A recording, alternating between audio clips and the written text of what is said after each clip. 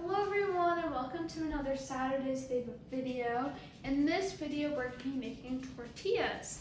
So to get started we have 3 cups of all-purpose flour in our bowl. Next we're going to add in 1 teaspoon of baking powder. Next add in 1 teaspoon of salt. And then you're going to mix this together. Alright, so once it is mixed, you're going to make a well in the center, and then you're going to pour in your wet ingredients. So your wet ingredients are 1/3 cup of olive oil, and then we have 1 cup of warm water.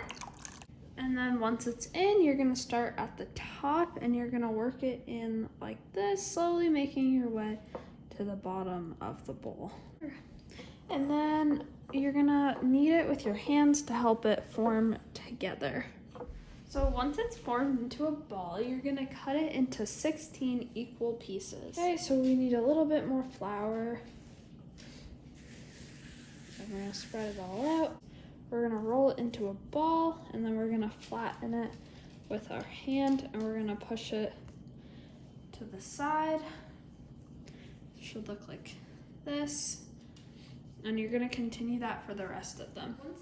Once they have all been rolled into a ball and flattened, you're gonna place a towel over it and you're gonna let them rest for 15 minutes to 2 hours, depending on how much time you have. I'm just gonna let mine rest for 15 minutes and I will see you in 15 minutes. All right, so once the dough has rested, we're gonna grab our dough and we're gonna roll it out. Now it's a tortilla, remember, so we need to make sure that it is nice and thin. Tortilla looks like this. I couldn't get it into like a perfect circle position, but it was fairly easy to roll out, and it's like pretty thin too.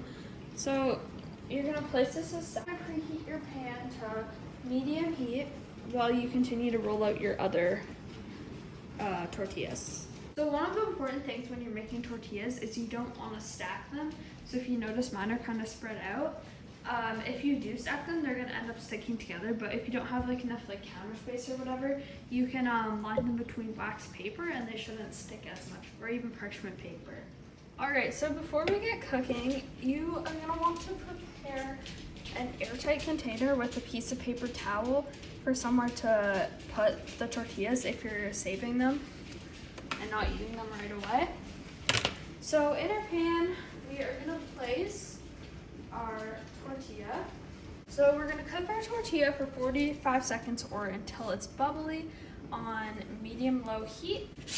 So now we're gonna flip it and we're gonna cook this side for 15 seconds.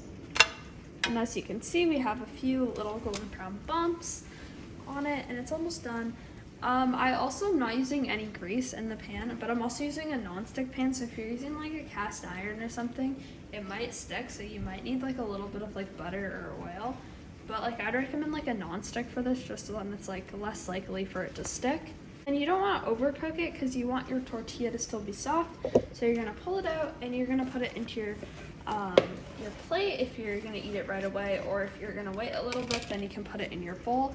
Once it's in the bowl though, you want to stack them on top of each other or your plate, so then they like they steam together to keep them nice and soft, so then they don't like come like crispy. So you're just gonna like put it like right into your container or your plate, so then it kind of like steams the other one so it's softer. And that's why I have like a paper towel to reduce like the moisture just a little bit so it's not like soggy.